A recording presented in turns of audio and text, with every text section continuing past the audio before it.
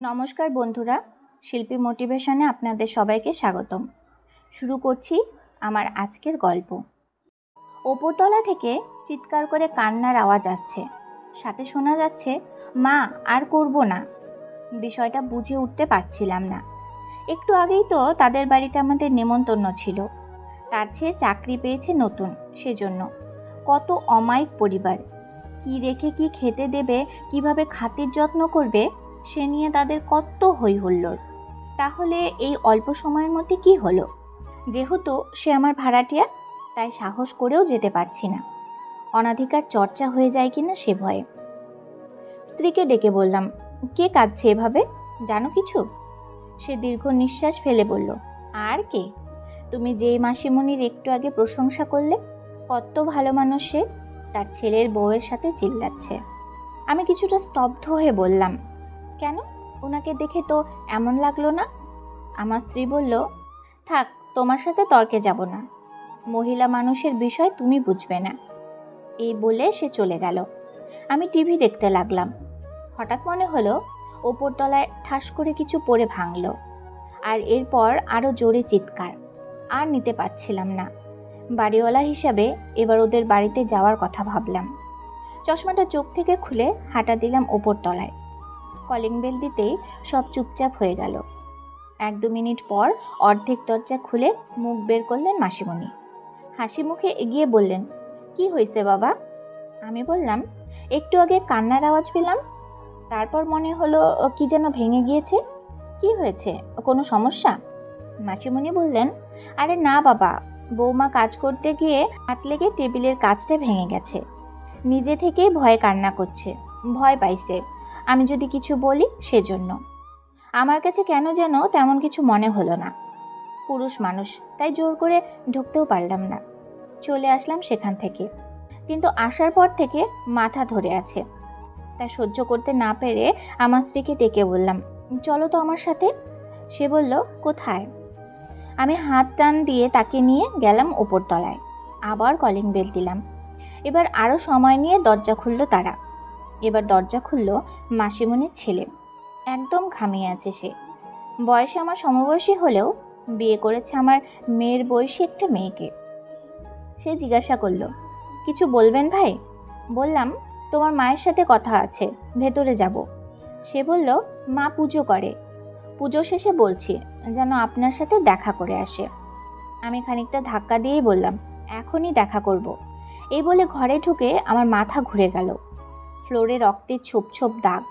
সামনের ঘরে টি টেবিলের গ্লাস ভেঙে নিচে পড়ে আছে। ঘরের ভেতরটা নিশ্চুপ। আমাদের বাধা দেওয়ার পরও ভেতরে গিয়ে পুরুষ মানুষ হয়েও চোখের জল চলে আসলো। ময়না মেঝেতে পড়ে আছে, নাক মুখ দিয়ে রক্তে ভেসে যাচ্ছে। আমার স্ত্রী দৌড়ে গিয়ে তাকে ধরল। মাসিমণি আরেক রুম থেকে দৌড়ে এসে বলল, একটু আগে বাথরুমে পইড়া ব্যথা পাইছে, আমি এখন ডাক্তারের কাছে নিতাম। আমি বললাম, বাথরুমে পড়ে গিয়েছে তো মুখে গামছা বাঁধা কেন? ওরা একটু নড়ে বসল। মাসিমণির স্বামী এসে আমাকে বলল, বাবা বসেন, সব খুলে বলি। আমার স্ত্রী তখন বলল, ময়নার জ্ঞান নেই, ডাক্তারের কাছে এখনই নিতে হবে। আমি মাসিমণিকে বললাম, আপনাদের সাথে আমি পরে কথা বলবো। এই বলে একটু সাইডে গিয়ে হাসপাতালে ফোন করলাম। আর ফোন করলাম আমাদের দারোয়ানকে, মেইন গেটটা বন্ধ করতে বললাম। আর সবশেষে ফোন দিলাম আমাদের এলাকার থানায়। তারা জানতো না থানায় ফোন করেছি। এক একজন অস্থির হয়ে উঠল। হঠাৎ ময়না ময়না বলে কেঁদে উঠল মাসিমণি। শ্বশুর সাহেবও কম না, সে অভিনয় করে চোখ মোছা শুরু করলো।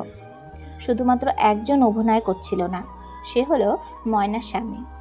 সে যেন ফোঁস ফোঁস করে উঠেছিল রেগে, আর বারবার বলছিল, আমাদের ব্যক্তিগত ব্যাপারে আপনি নাক গলাচ্ছেন কেন?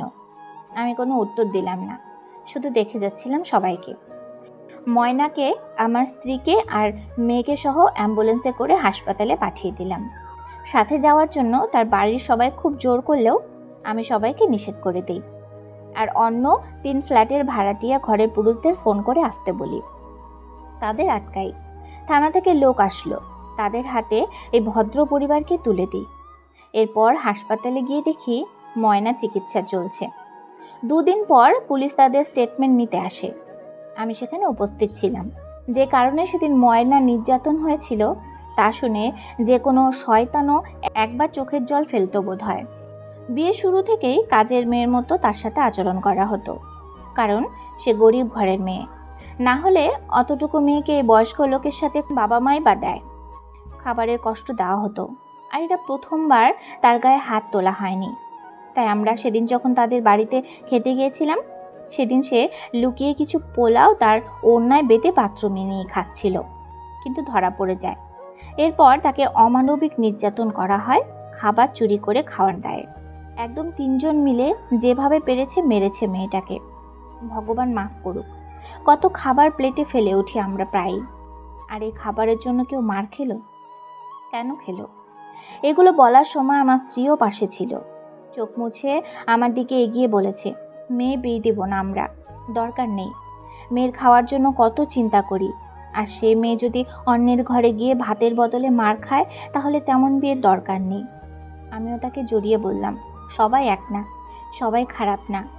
সবাইকে আবার দেখতে মানুষ লাগলেও আসলে তারা মানুষ না। আমি নিজে ময়নাকে সুস্থ হওয়ার পর উকিল ধরিয়ে মামলা করাই। ময়না তার বাবার বাড়ি ফেরত যেতে চায়নি, তাই তার বাবার অনুমতি নিয়ে আমার বাড়িতেই রেখে দিই। আমার একটা মেয়ে, তার সাথে ময়না থাকে। এতে আমার স্ত্রীও কোনোদিন একটা কথা বলেনি। শত হলেও একজন মেয়ের বাবা আমি। আর এভাবেই যদি সবাই রুখে দাঁড়াতো, তাহলে এই সমাজে এমন নির্যাতনকারী আর সাহস করে কাউকে নির্যাতন করতো না। ডোমেস্টিক ভায়োলেন্সকে না বলুন। আশেপাশে কাউকে এমন হতে দেখলে তার বিরুদ্ধে যা করার দরকার সব করুন, এতে কারো জান বেঁচে যাবে।